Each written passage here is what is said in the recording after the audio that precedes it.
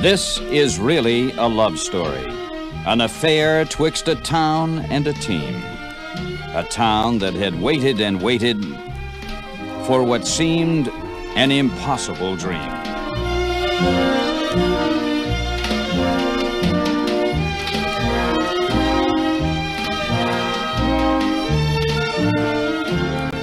In late February 1967, the Red Sox gathered in Winter Haven, Florida for spring training. While the team had a few established all-stars and a lot of young talent, expectations were modest. After all, the 1966 Red Sox had finished ninth in a 10-team league. The odds makers forecast more of the same for 1967, making the Red Sox a 100-to-1 long shot to win the American League pennant. But there was a new sheriff in town. His name was Dick Williams. When Dick Williams came on the scene, Dick came in with his attitude in spring training. Boys, we're going to change things around here. Not going to rely on the home run. You know, we're going to bunt. We're going to hit and run.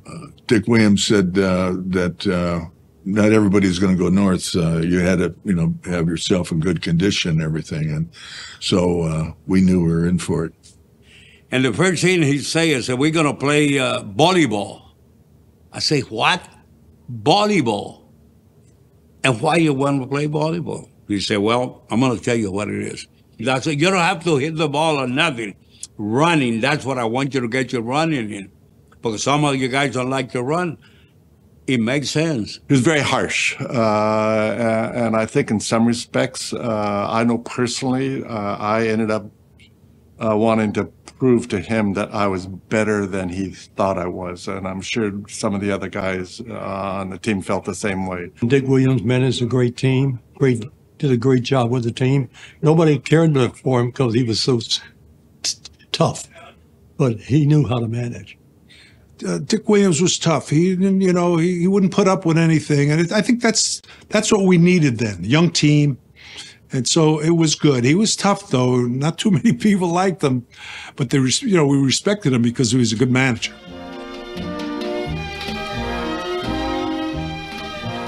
The Red Sox came north and won their opening game. And then they went into Yankee Stadium, where rookie left-hander Billy Rohr, in his first ever game in the big leagues, pitched a masterpiece. Yeah, I was nervous. I mean, Whitey Ford, Yankee Stadium, opening day. I guess it doesn't get a lot scarier than that. Through 7 innings, Rohr allowed nary a hit to the Yankees. I mean, you're sitting in the dugout, all you got to do is look at the scoreboard, and it's got a bunch of zeros up there behind the Yankees. So, yeah, I knew. And then in the 8th, New York called upon a legend to pinch hit and break up the no-hitter. I was turned around looking to the outfield when I hear the guy come on the PA system and he says, batting for New York, number 7, Mantle. And I thought, well, this is it. Your life goes right in front of your eyes.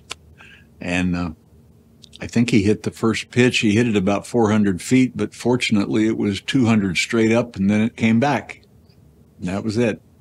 To the 9th, where Yaz preserved the no-hitter with a catch for the ages. Best catch I had ever seen to that point in my life, and it still is. The ball was one of those impossible line drives that was hit right at Yaz, and he turned his back on the infield, took off running, jumped up in the air, and snow-coned that baseball. How he caught that, I will never know.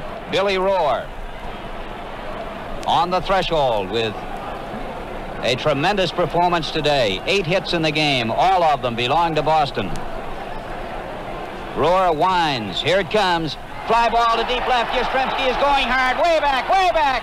And he dives and makes a tremendous catch. Just 1 strike away, Billy Rohr lost his bid when Elston Howard singled to right. Well, the story that I'm going to tell now, because Russ Gibson, rest his soul, is no longer with us, was it's the 9th inning. There's 2 outs. It's a full count. And Gibby comes to the mound and says, I want you to hang a curveball.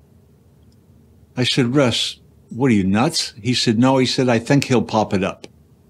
So my story's going to be, and it is for this publication, I hung it and he didn't pop it up. He looped it over second. And the rest, as they say, is history. The one-hit gem set the tone for the entire season and made Billy Rohr an instant celebrity. I finished the game and I'm in the dugout collecting things to go up to the clubhouse, and all of a sudden there's a hand on my arm, and I look down and it's connected to a suit, which is a little unusual in a dugout. And it was a Secret Service guy, and he said, Mrs. Kennedy would like to meet you. And she had little John with her, and he had a ball, and he asked me to sign it. If I would have had a brain in my head, I would have asked him to sign one, but he probably couldn't spell it yet. In the early part of the season, it was another young pitcher who emerged as the ace of the staff. Played winter ball the previous winter in '66 down in Venezuela. The ball club wanted me to go down there and work on getting better control of my curveball. Hitters were starting to wait and lean on my fastball. So I went down to Venezuela, and the catcher was instructed when I get to 2-1 or 3-1, he'd put down 2, and I'd have to throw a curveball so that I got confidence in that.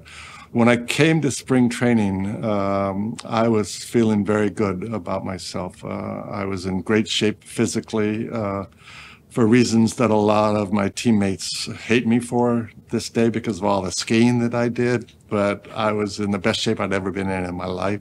And then all of those stepping stones came together.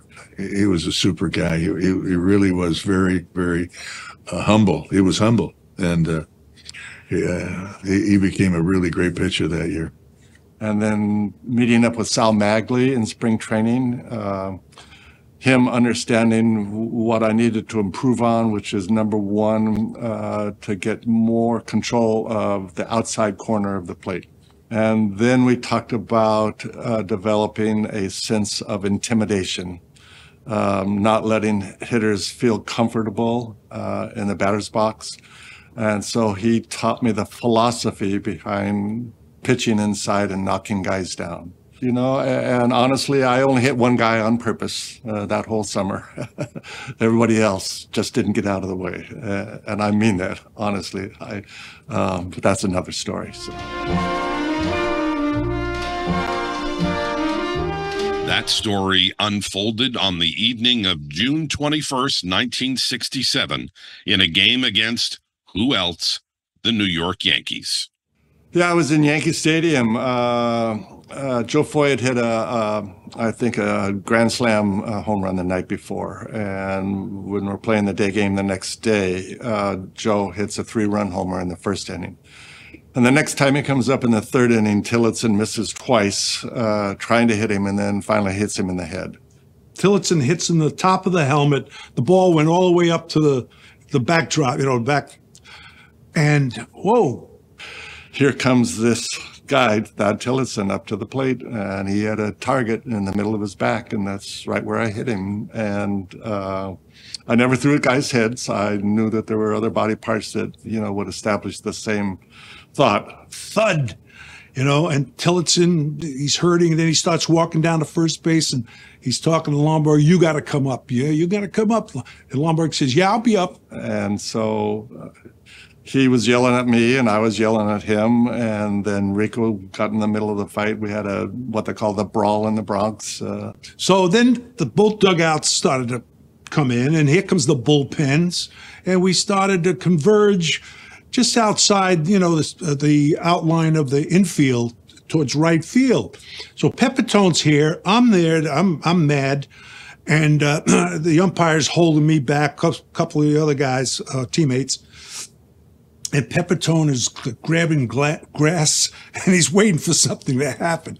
So I hear, not from Pepitone, but in the group, one of the Yankees players screaming at Lonborg, and he says, you could have ruined Tillotson's career. I went, why? Hit him in the back, and I went wild. I said, what about Joe Foy? Yeah, that was it. I charged It was a riot. And thankfully, nobody got hurt. But I think it was a moment where we all came together as a team and said, we need to defend ourselves and don't let any of our players ever become intimidated like that. That was the difference. That, everybody was right in there. We had a couple of fights that year, but we weren't going to back down. So it was great. By that point in the season, it was becoming apparent that this was a different type of Red Sox team. The front office had built a talented roster and were making moves to make it even better. General Manager Dick O'Connell was the single greatest hire that Tom Yawkey ever made during his stewardship of the Red Sox. Dick O'Connell had come on board with the team as a minor league executive in the late 40s, and then finally worked his way up to the point where he would be named general manager in 1965. So in a period of under 800 days, the team went from an absolute doormat in the American League to becoming American League champions. And they did it in a way that was transformational. If you look at the moves that Dick O'Connell made during the season, I mean, they were moves that showed that he had a lot of faith in his young ball club. So in June, he goes out and he acquires Gary Bell. Gary Bell is an established major league pitcher. He was off to a rocky start in Cleveland. He instantly slots in as the number 2 starter, wins 12 games, solidifies the rotation, and also loosens up the clubhouse. I mean, he was, he and George Thomas were sort of the guys in the clubhouse that kept everyone loose during the heat of that pennant race. Well, when you're traded from your original club, you come up through the minor leagues and you're at the big league level for 7 or 8, 9 years. It's kind of disturbing, but I'm thinking, well, I'm going from one lousy club to another. This is not good. But little did I know what was coming, man. And the guys on the team welcomed me, so they were so kind, and it just worked out great, The roster of the team, which was solely based on going out and getting the best players available. That team, that 67 team, was probably the second most, or maybe even the most diverse team racially and ethnically of any team in the American League. And it was not done consciously as a way of, we're trying to do this. No, it was Dick O'Connell saying, I want to put together a team that's going to win a pennant. Dick Williams used that entire roster. So you could go up and down the roster and point to things that each guy did. I mean, you had guys like Sparky Lyle, a young left-handed reliever, later became almost a Hall of Fame reliever. But he was the lefty out of the bullpen. And, of course, John Wyatt, who had hit the best season of his major league career as another guy in the bullpen. And then guys off the bench, Dalton Jones, Jerry Adair, George Thomas, they all played roles, and he used all 3 catchers. So it really was a true team. It wasn't trotting out the same 9 guys night after night. Yaz was always in the lineup. Rico was always in the lineup. A few others. George Scott, who had a remarkable year, was always in the lineup. But there was a lot of mixing and matching that Dick Williams did, and he really did a masterful job in that regard. It was a true team triumph. But the most important thing, I think, besides Yaz having the tremendous year that he had, was that every single player on that team had an impact, one way or another, in one game or another, 1 week or another, 1 month or another, throughout the whole year. So everybody was contributing to the victories that we were able to put together. And we were a team. We had a spirit. The 1967 Red Sox had more than just a spirit. The team was all about youthful exuberance and integration, and they developed a strong brotherhood that played itself out time and again, both on the field and in the locker room. We were close, had a lot of things in common, and it was really an unreal experience.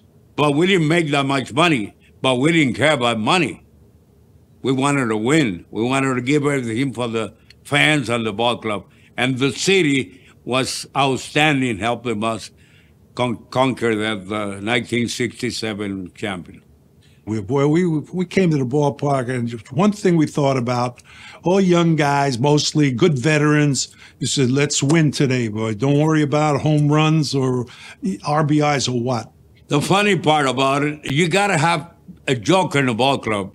And George Thomas was one of the guys.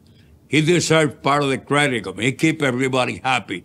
And then Gary Bell, he's another Mr. Wonderful. I mean, the way he talked to us, the way we handle each other, the way we get together as a team, we were just one happy family. You know, when you finish a game and you haven't played, you have a little more,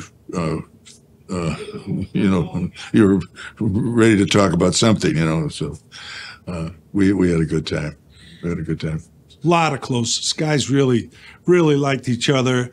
And we had some laughs. I mean, we had pressure games. We would come in, and a guy like Jose Santiago, he'd bring in a tape recorder and start recording us in Spanish. He said, I look back at it, it's great. And things like that, you know, and just the fun. Couldn't wait to get to the ballpark. And that group of guys in 67 is the best group of guys you can have on a ball club. They did everything to win. That brotherhood was cemented by a shared admiration and affection for the owner of the team, Thomas A. Yawkey. Mr. Yawkey was unbelievable. I was just telling someone later how it was to play for him.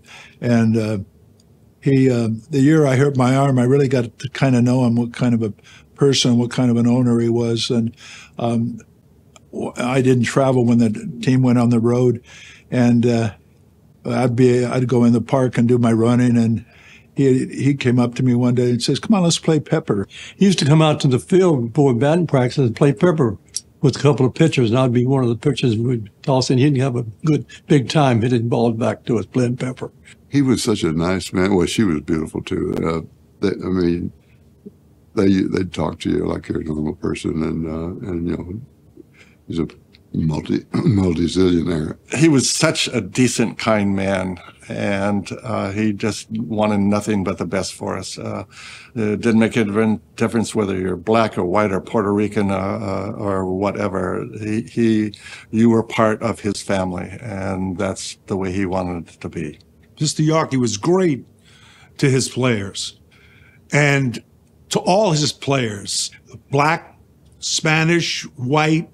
He was wonderful to us. He was great. He'd come down to the clubhouse, talk to everybody, to say, how you doing? How's your family? You know, you need anything? It was terrific. He was a great man as far as we're concerned. Along the way during this summer of love, the team forged a strong, unshakable bond with the fans that endures to this day. It was nothing less than the birth of Red Sox Nation. Well, we had a 10-game winning streak, and we were on the road. And we came home, and halfway en route on the plane, halfway they said that there were 10,000 people at the field at the airport, and we said that's got to be wrong. Something's wrong, you know, and.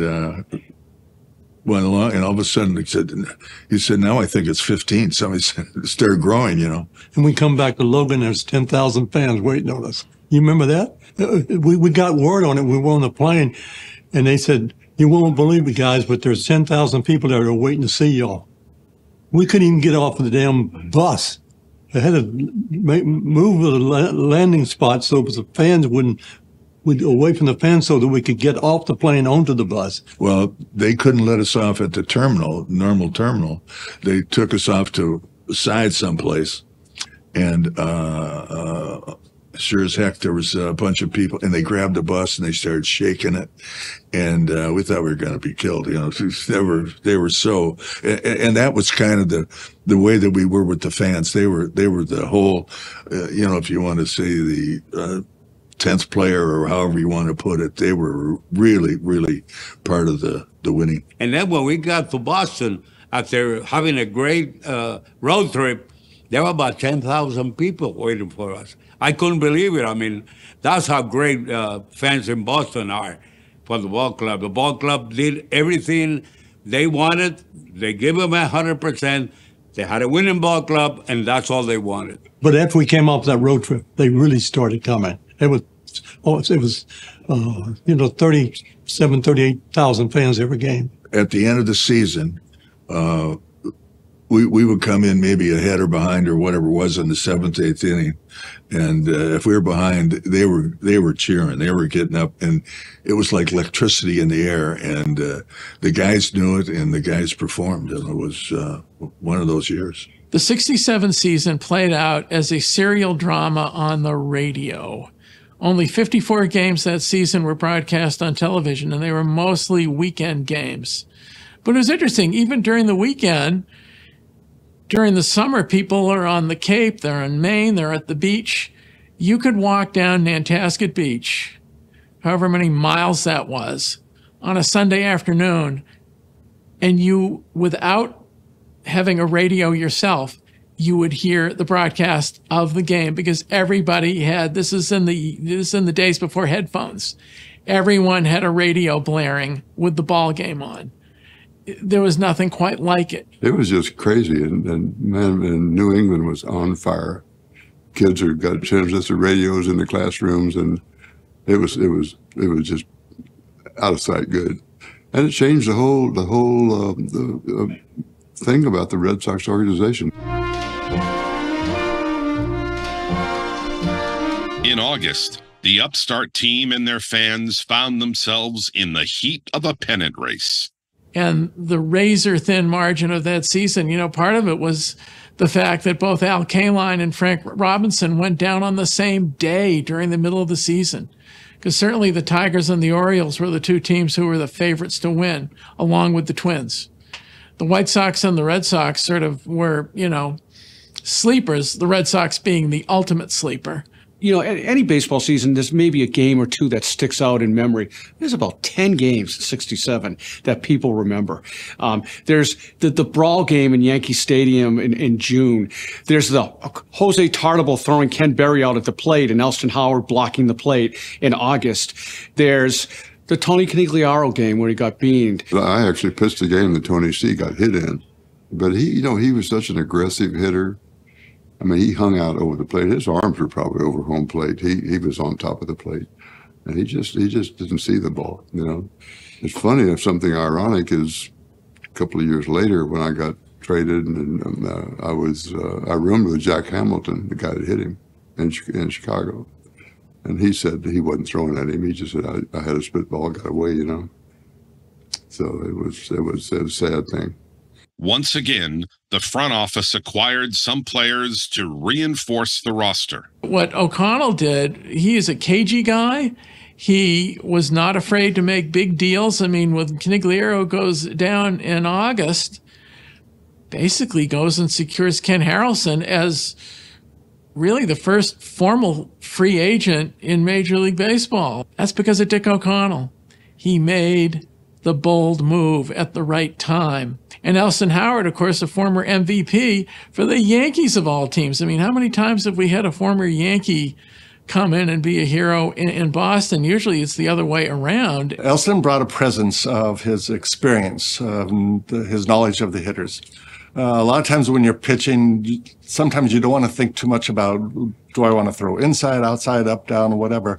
When you had a guy like Elston Howard behind the plate and he put down a sign, you didn't have to think, because of the vastness of his experience. You could just go with what he was calling, and that allowed you to just physically deliver the ball and gave you better stuff. And I think we all benefited very much from his presence back there.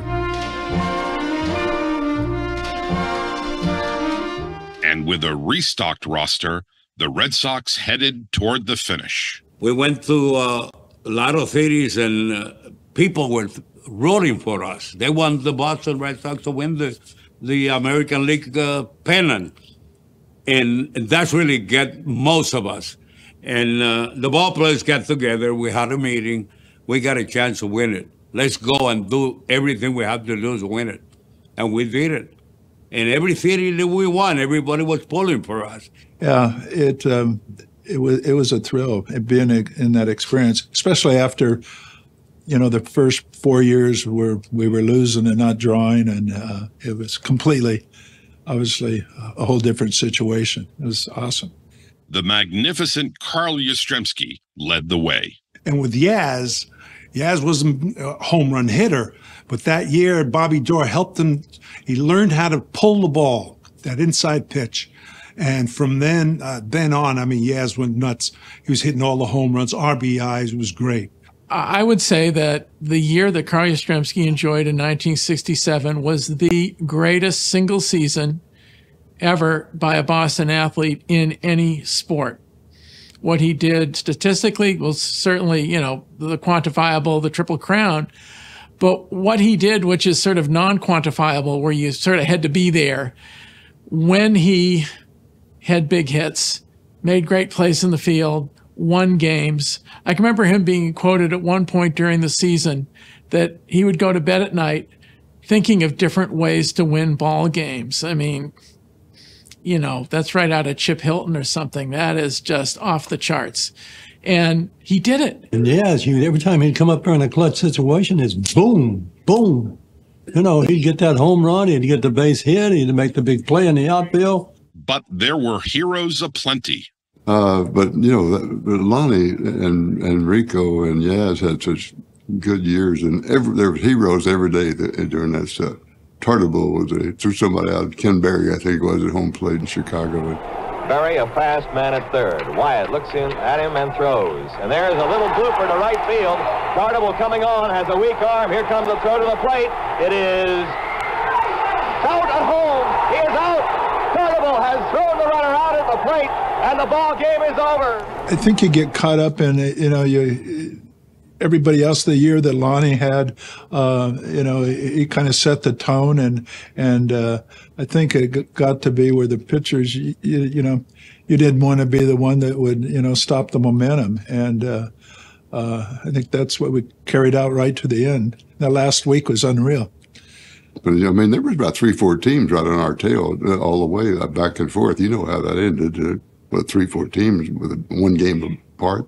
I think with a week or 10 days left in the season, there were 4 teams tied for first place: Minnesota, Detroit, Chicago, and Boston. So every game was kind of, the season's going to be over if you don't win this game. There wasn't a better pennant race, really. I mean, if you look back through history, maybe the 1908 pennant race with the Giants and the Cubs would be comparable, but this was 4 teams. At one point, it was 5 teams. I mean, it was ridiculously great. The final 2 games of the season were at Fenway. To have a chance, the Red Sox needed to win both. Their opponent, the powerful Minnesota Twins, the team that topped the American League standings, heading into play on that final weekend, 1 game ahead of the Red Sox and the Detroit Tigers. The Twins, by the way, they used to kill us every year. My first 3 years, they beat us 17 out of 18. They had a pretty good team, a very good team. And so, we didn't know. We knew we were going to have 2 tough games against them. With the season on the line that Saturday, Dick Williams gave the ball to pitcher Jose Santiago. For some reason, all my life, I had problems in the first inning. I had 2 or 3 men on, and Dick Williams came over and said, I'm not going to take you out, Jose. I know you can do it. So give me everything you got. Don't worry about it. Throw strikes. That got me. I finished the first inning, and then after that, everything rolls real good. But the pressure was there. We had to win this ball game. Otherwise, we're out of the pennant. And then when we won the game, we sat on the clubhouse talking about it, laughing and having a Coke or a beer or whatever. And then I look at Lonnie and say, well, I did my part. It's yours to lead yours mañana. So tomorrow is your game. On that final Sunday, it was indeed Jim Lonborg's game. And Jim Lonborg pitched a magnificent game, got a hit in the 5th or 6th inning that got us started and scored some runs. The last game of the season was that I was so nervous in the dugout because we were ahead behind that same old theory again, and if we were behind, the fans started getting up, and you could feel electricity go through your body. I mean, it was unreal, and I never thought of it being mystical, but it was pretty close. Lonborg is within 1 out of his biggest victory ever. The pitch is looped towards shortstop. Petrocelli's back. He's got it. The Red Sox win. And it's pandemonium on the field. Not a high pop-up, a short pop-up, and I'm waiting, and here the fans are going nuts. And boy, I squeezed that ball so hard that I think I got a bruise. I had a bruise on my hand. And then, wow, the fans started coming out on the field. It was wild. All I remember, there's a picture on here where Lonnie ended up right field. I think that kind of told it all. That was the most amazing thing I've ever seen. Oh, it was pretty awesome. When it was over, we came running from the bullpen, when Rico caught the pop-up and they started hauling Lonnie off. We were all trying to keep our hats from being stolen from us. But when I saw him go past first base, I said, "So long, pal, you're on your own." Because I had the ball, I wanted to give it to Lonborg right away. I said, Jimmy deserves it, Cy Young year, but they were taking him out towards right field. And I said, well, I'll wait till I get in the clubhouse, which I did. I gave him the ball, congratulated him, and then we waited. The drama switched from pandemonium on the field to listening in the locker room. We had to wait in the clubhouse till Detroit finished playing the Angels. And the story was that Jim Fregosi hit a double with the bases loaded or something in the 8th inning to cause the Angels to beat Detroit. Otherwise, our bags were packed. We were headed for Detroit the next day for a playoff game. And Fregosi beat them, and we wound up in the World Series. We had the radio on and listening to the Tiger Angel game, and kind of figuring out, in fact, I don't even remember who was going to pitch the next day if we had to play. But, that was great. But when that last out came, it erupted big time. We got on the clubhouse, and you can hear it pin dry. Everybody was quiet. We listened to the radio, the ball game with Detroit and the Angels. And we could hear on the radio, there's a man on second and first. There's only 1 out, and here's Dick McAuliffe. Dick haven't hit a double play all year. George is ready. Here's the pitch. There's a ground ball to second. To third, the first, double play. The Boston Red Sox and American League champ. Oh, and everybody went crazy. That was one of the best parts I ever had in my life. That was great. But I remember Mr. Yawkey being in the clubhouse, and we had soap on it. It was just bedlam, really. It was just fabulous, and it was fabulous for Mr. Yawkey. That was the big thing, Yaz, and all the guys saw Mr. Yawkey was in the clubhouse, listening to the radio, just like a little kid, and he was so excited. And then once we won, and he's jumping up and down, we're all hugging each other, and it was so much fun. All I can say is really the most terrific thrill I've ever had. I don't see how anything could surpass it. Other than that, I don't have words that can describe my feeling, or it's just a terrific, fantastic thing.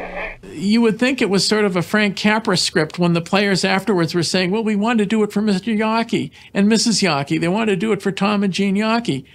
They meant it. They weren't saying that as some PR thing or something. No. These were people who they knew as a loving couple who cared about the players as people. In the ensuing World Series, the Red Sox received masterful pitching from Lonborg and timely hitting from the likes of Yaz, Rico, and Reggie Smith. Thanks to those efforts and heroics, the Red Sox took the heavily favored St. Louis Cardinals to a full 7 games before falling to Bob Gibson in the decisive Game 7.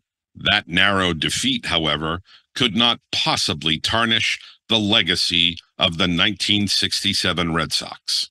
Today, almost 60 years later, the impossible dream endures. It was a storied ball club, an epic season unlike any other. It was the summer of love. It virtually saved Fenway Park. It rejuvenated the franchise, and it rewarded an owner who was the biggest fan, really, of any owner of any team in the major leagues. And the fans were fantastic. And everything was just turned it around. I think it turned baseball around in New England. It really was. It was a season for the ages. It was a team for the ages. And it's one that, quite frankly, in Red Sox history, you've got the 2004 guys for sure, but you got 67s right up there with them in my book. And in many, they've been championship teams, and they all deserve their credit. And the 67 guys really put baseball back on the map in Boston. I love the theme here, the summer of love. I mean, it was incredible. And that, I think that, they often refer back to the 67 team, it's kind of what got the current streak going over these years. And to be a part of that is really special.